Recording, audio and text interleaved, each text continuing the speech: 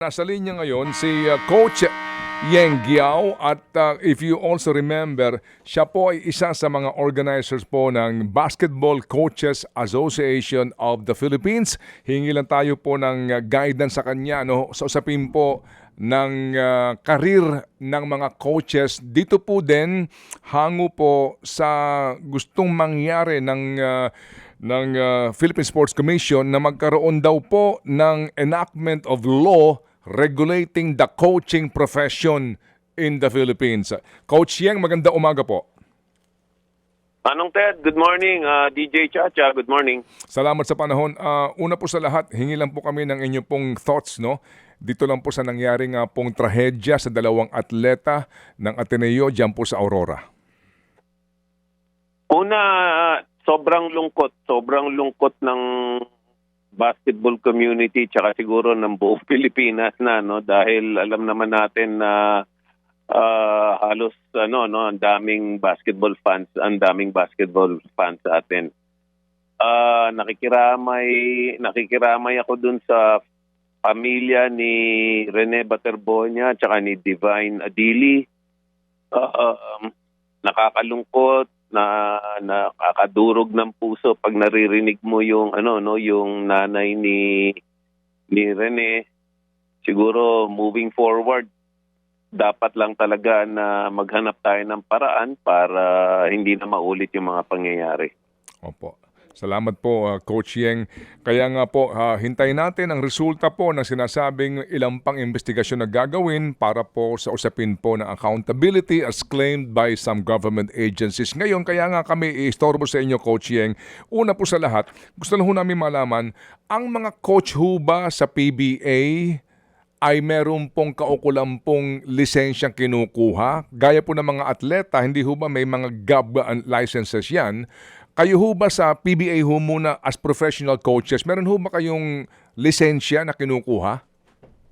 Meron pa, Manong Ted. We are under the GAB, yung Games and Amusement Board. Meron po kaming lisensya, coaches, head coaches, assistant coaches.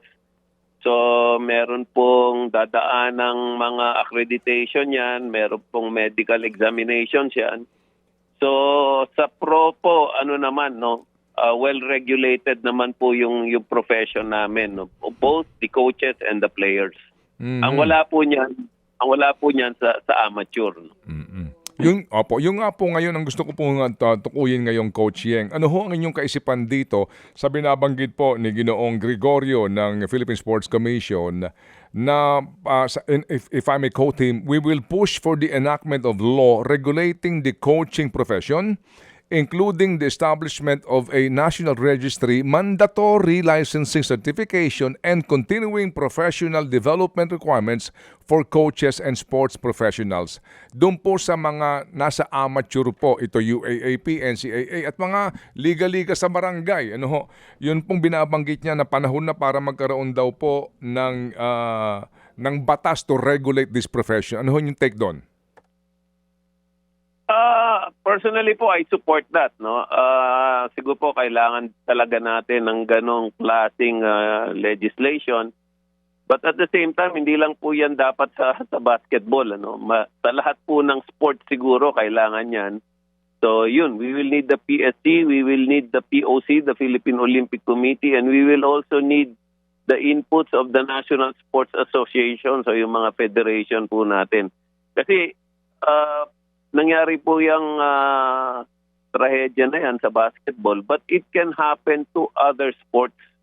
So siguro po encompassing na yan dapat, hindi lang para sa basketball. Ginawa natin yung batas, it should apply to swimming, to track and field, to martial arts, kasi yun po mga delikadong sports din po yan.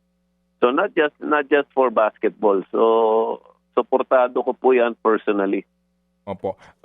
Kung sakasakali ho ba, Coach, ano po ang inyong maiaambag na kaisipan doon po sa abilidad, let's talk about basketball ho muna, kung saan po ito nga po ang inyo ho talagang, ito ho ang inyong passion. Sa basketball po, ano ba mga katangian ng coach dapat ang isang coach doon sa amateur, sa NCAA, UAP at maging sa mga liga-liga sa interschool or maging dito po sa palarong pambansa, sa usapin po ng kanyang kaalaman doon po sa training at yung safety ng kanyang mga manlalaro during training or scrimmages. Alam niyo po sa pro, sabi ko nga po, filtered na po 'yan para maging basketball head coach kayo or even coaching staff sa pros. Ibig sabihin po niyan, medyo matagal na kayo or marami na kayong pinagdaanan Siguro po magkakaroon tayo ng accreditation process or certification process. Pagdating po niyan sa high school coaches, even po yan sa mga college coaches. Pero alam niyo po itong incidente ito nangyari sa isang team na pinamumunuan ni Coach Tab na veterano na po. Even the whole Ateneo coaching staff, kilala ko po yung iba sa kanila. Napakagagaling na rin po noon, very experienced na rin po niyan, pero nangyari pa rin po So pagdating po sa aspeto ng competency, pagdating po sa aspeto ng experience, meron na po kasing nag-accredit the SBP, Samahang Basketball ng Pilipinas, they accredit coaches already. Ang FIBA po, the International Body of Basketball, they accredit coaches already. But they accredit coaches on the basis of competency and experience.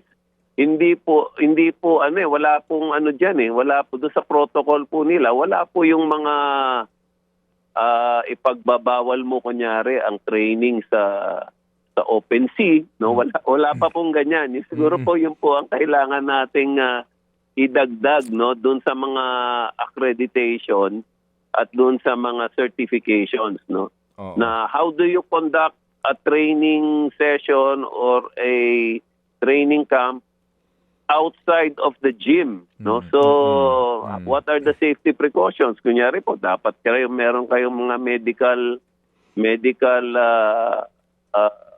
emergency personnel na on standby, Siguro po dapat natin ipagbawal yung nasa open sea kayo kasi kami po, ako particularly, we conduct aqua training. We conduct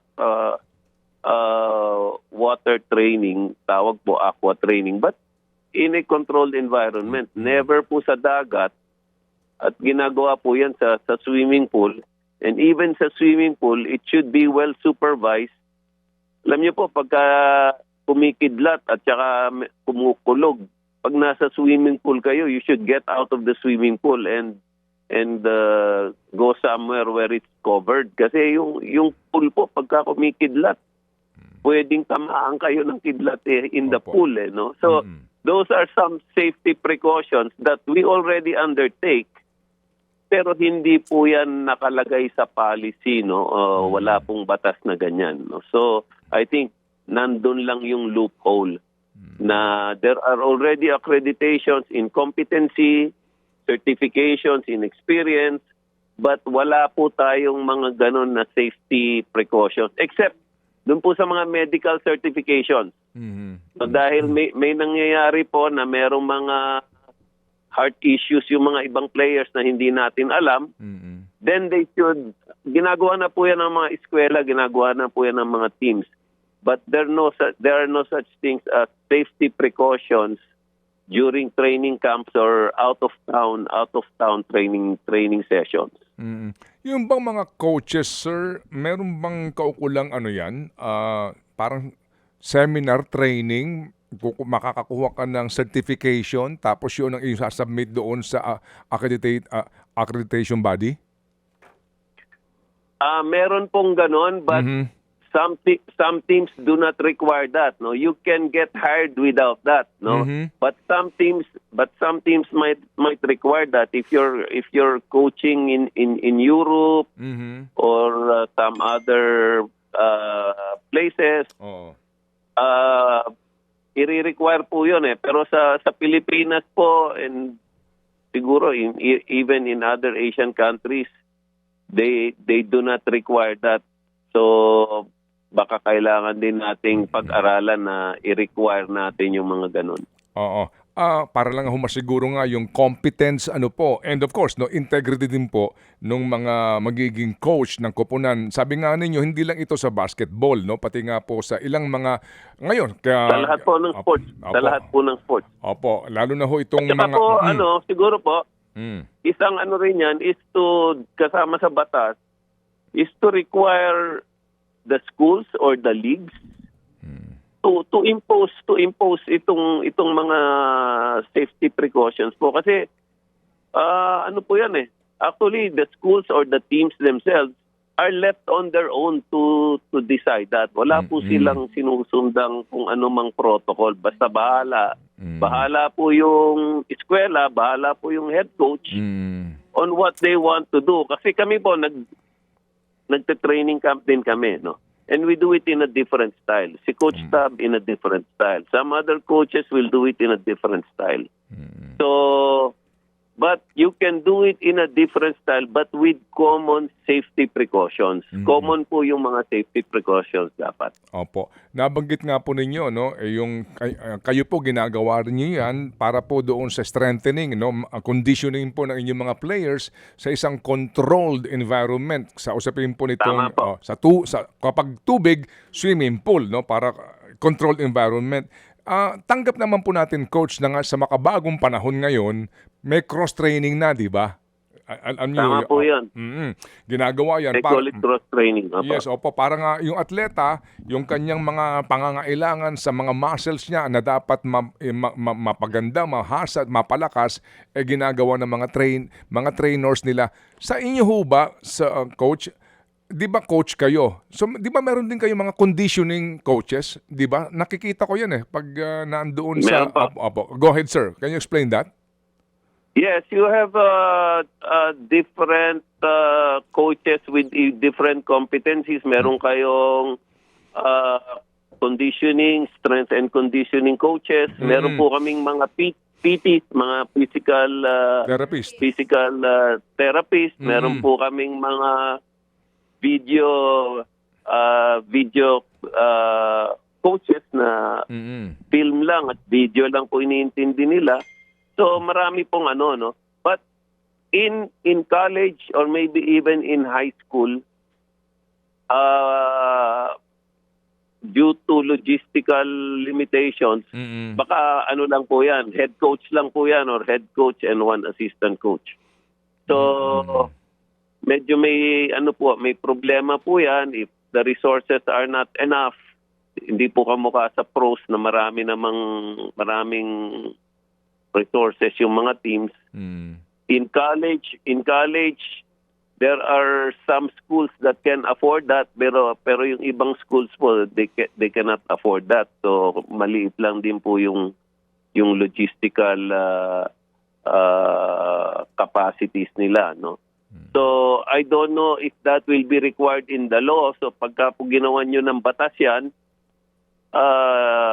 magkakaroon din po ng logistical requirements because that will take additional personnel and other material things. Opo, kasi nga din sa usapin po ng gastos, nung pong team. Gastos po yun, opo. Gastos, additional gastos po yun. Pero I think it's worth it kung safety naman po ang makukuha natin. Okay. Para ho din mas, kumbaga po, maunawaan, ma-absorb ng ating tagapakinig at mga manonood, yung kahalagahan nitong training sa tubig. Kasi nga po sabi ninyo, kanya-kanyang style yan pero kayo kaninyo, hindi kayo sa open waters, for obvious reasons.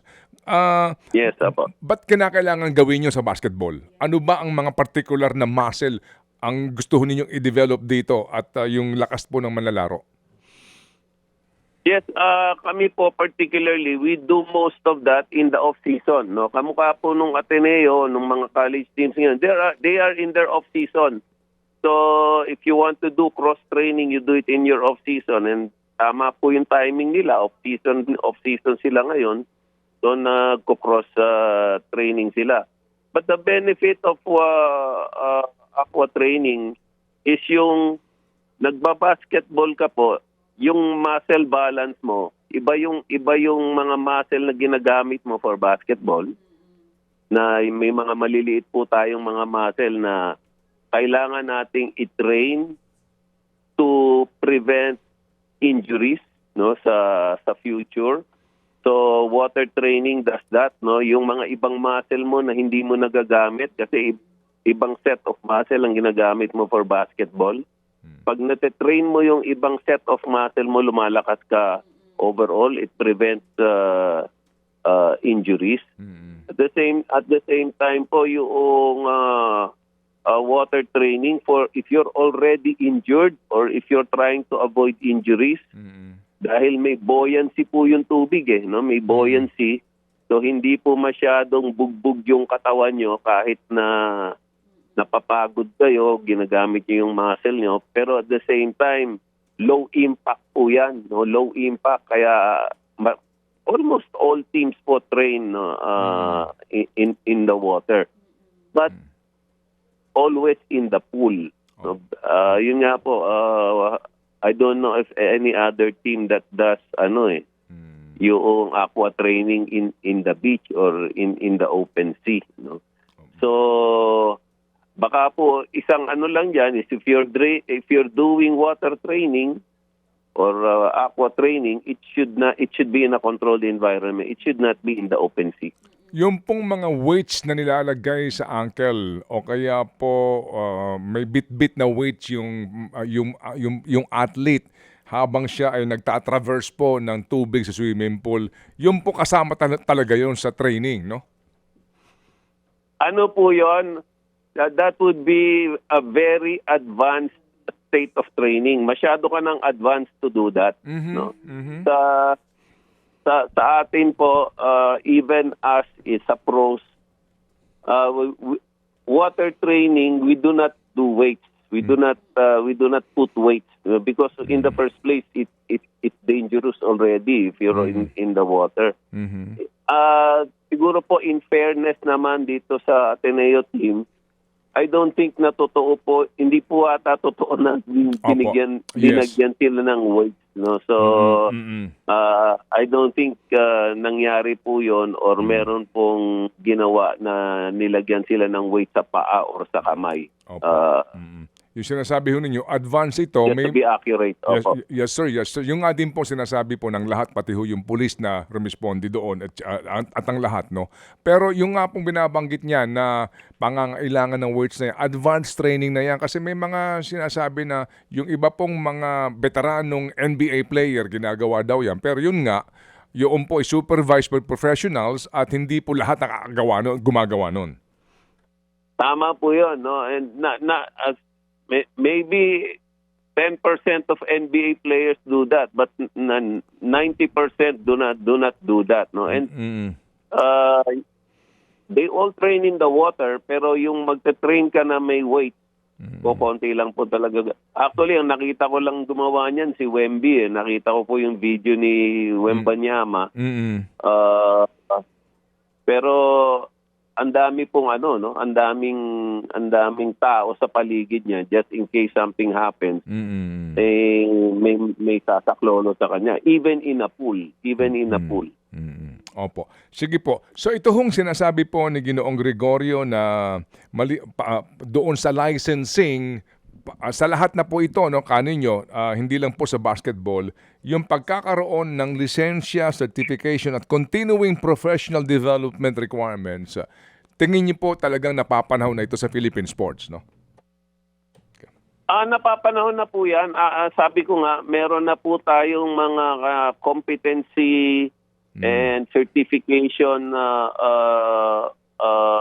licensing by FIBA, by the SBP, by other organizations, but we should put the safety component there. No, na kunyari po, if you're a basketball coach or even a basketball player, you should know how to CPR.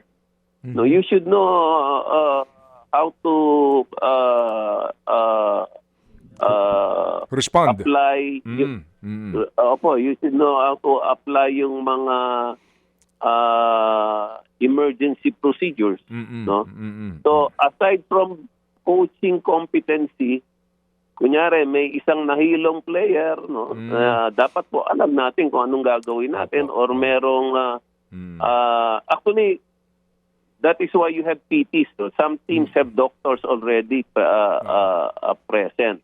But I think it should apply to everyone. Actually, nung nasa Congress po ako, I sponsored a bill which I call the Samboy Lim Bill, no? Now which requires any student before he or she graduates yung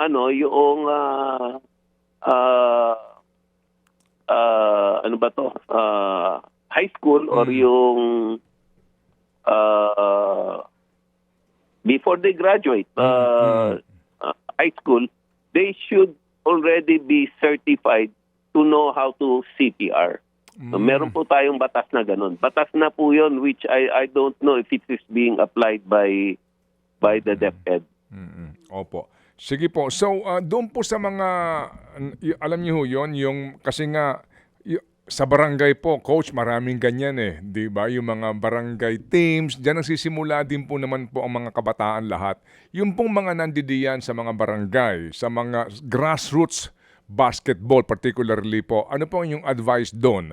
Kasi yung iba ho siguro dyan, ito kasi may mga sigurado may gastos yan, may bayad yan Yung mga ganyang uri po ng seminar, training o ano man po, ano po inyong advice para lang masiguro natin na yun nga, no, yung maiwasan po yung aksidente, hindi lang po gagaya nitong nangyari pong training dyan o naman po yun, pero yun lang simple po na pinagagawa sa mga bata sa kanila pong physical training. Opo, go ahead po, Coach. Siguro po pagdating sa barangay, I think mostly we should require the LGUs. Kunyari, meron kang inter-barangay or inter-town sa inyong lugar, there should be medical personnel present, no? Para kahit anong mangyari po, merong sasaklolo dun sa kung sino man ang na-injure, no? Minsan po actually nagiging useful 'yan dun sa mga even sa crowd. Yung mga medyo may edad na or merong sakit sa puso, pag masyadong na-excite yung mga nanonood, meron din pong na-stroke or inaatake. Hindi lang din po para sa mga players because minsan po invested talaga yung mga nanonood no? So hindi lang po yan para sa mga players, even for the crowd, even for yung mga nanonood po, magiging useful po yung mga medical personnel na yan. Sige. Emergency medical personnel. Sige po. Samantalahin ko na lang po itong pakakataong Coach Yeng para po sa mga umiidolo po sa mga tulad ninyo. No? At ang gusto po maging career ay maging mga coach po ng anuman pong sport. May nagsasabi po dito ngayon, may natatanong, kapag ba PBA player o basketball coach, dapat ba naging player ka muna? Magaling ka mag-basketball? Ano ho ba ang mga katangiang hinahanap para ka maging isang professional coach? Hindi naman po siguro kailangan maging magaling kang player dahil ako po hindi naman ako naging magaling na player, nakapaglaro po ako ng varsity sa UP pero hindi naman po ako nakapag-PBA. So hindi po ako ganung kagalingan. Pero tingin ko po pagdating sa coaching I can hold my own against the best, so po to, continuous study, continuous improvement of your craft. Alam niyo po, sa dami ng mga advancement ngayon, every 2 or 3 years po there's something new, and kung hindi mo ini-improve yung sarili mo, mahuhuli ka doon sa mga trends na nangyayari. So sa akin po, it's just dedication, willingness to learn, putting in the time and the effort, to improve yourself, to research, to watch the games, and collaboration po, it's also important that you collaborate with your fellow coaches kasi yung mga alam nila na itatransfer nila sa iba. No? So, ganun din po ako. Actually, I'm very open to putting up coaching clinics and sharing the knowledge. Meron din pong ganyang program ang SBP, meron din pong ganyang programs yung mga ibang professional teams. So I think that would be a good start for those interested in coaching. At saka kahit hindi po coaching, no? Just to appreciate the game. Kung nanonood kayo ng laro na gusto nyong mas malalim ang pagkaintindi nyo sa laro, mas nai-enjoy nyo siya, then you can appreciate the game not just dun sa superficial na nakikita nyo, mas na-appreciate nyo po yung laro pagka may understanding kayo ng coaching, mas na-enjoy nyo siya.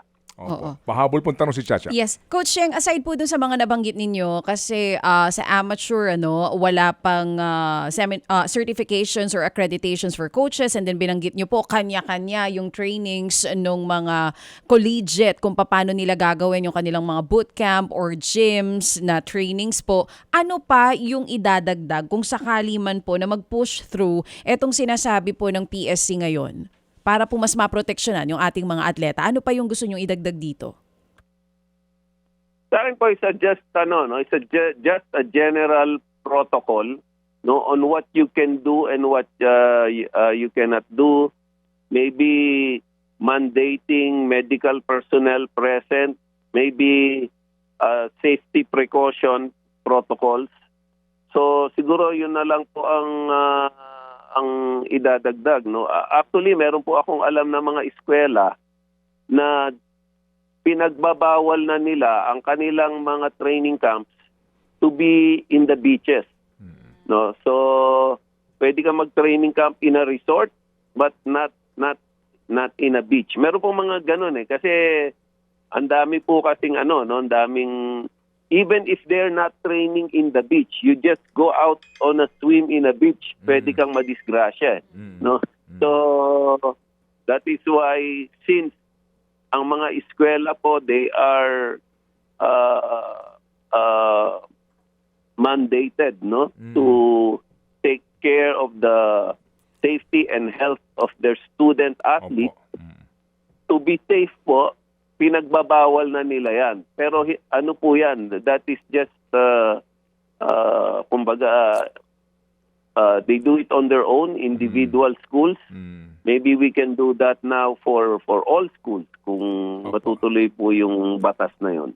Okay, Coach. So, dito po sa ating pong parting, just words po of wisdom and inspiration sa mga nakikinig sa atin sa probinsya, lalo na yung may mga anak na mayroong pong dream to make it big, sa kanila pong larangan sa sports, sa mga anak po, sa mga batang atleta, sa pangyayaring ito diyan sa Aurora. Baka po yung iba, alam nyo na, iba ho din ang pakiramdam o kaisipan. Ano po ang inyong masasabi sa kanila? Encourage po natin yung mga anak natin to take up sports, no. Actually, there's napakaliit po ng percentage na nagiging professional basketball players or professional sports. But getting involved in sports itself has a lot of benefits. Ito pong nangyari kay Rene tsaka kay Divine. This is a tragic accident, but it's really very rare, no. And nakikiramay ako sa pamilya, and also as a coach, I can understand the trauma, no, and the shock of the coaching staff of Ateneo. They did not want this to happen, no. But again, marami naman po nag-iimbestiga. Nandiyan yung CIDG, nandiyan PSC, nandiyan yung NBI. If they are liable, dapat po siguro managot sila. But at the same time, parang anak na po ng mga coaches yan. I can understand that they are also devastated. No? I can understand that they are traumatized, the whole coaching staff and coach staff. I can understand that they are still in shock. No, kasi marami pong nagtatanong, nasa na si Coach Tab? Bakit hindi natin siya I'm sure Coach Tab is devastated and dapat pa talaga yung pamilya po ng mga biktima ay tulungan natin, no? Na they can get over this because durog na durog po yung puso natin pag nakikita natin yung mga magulang na Opo. sa tingin natin na pwede namang maiwasan na bagay. Opo. Sige po. As usual, Coach Yeng, thank you for sharing your thoughts and your wisdom dito po sa bagay na alam po namin na passion po ninyo. Sports and of course, basketball. Salamat, Coach Yeng. Manong Ted, thank you. DJ Tasha, thank you. Sa lahat mo na nakikinig sa atin. Thank you. Isa po sa mga kilala at veteranong coach sa professional basketball sa Pilipinas. Sa matter of fact, siya po isa sa mga founding fathers ng Basketball Coaches Association of the Philippines. Yeng Giao ng Rain or Shine Elasto Painters. Mga kapatid, patuloy po kayong tumutok sa 105.9 True FM para sa totoong balita, impormasyon, music and entertainment. Mag-subscribe sa aming YouTube channel at podcast at sundan nyo kami sa Facebook, Instagram, X at TikTok sa True Network PH. Bisitahin din po ang aming official website, truefm.ph. At panoorin din kami sa True TV Signal, Channel 19. Kami po ang 105.9 True FM. Laging true sa'yo, kapatid. Dito tayo sa totoo, tunay at tapat.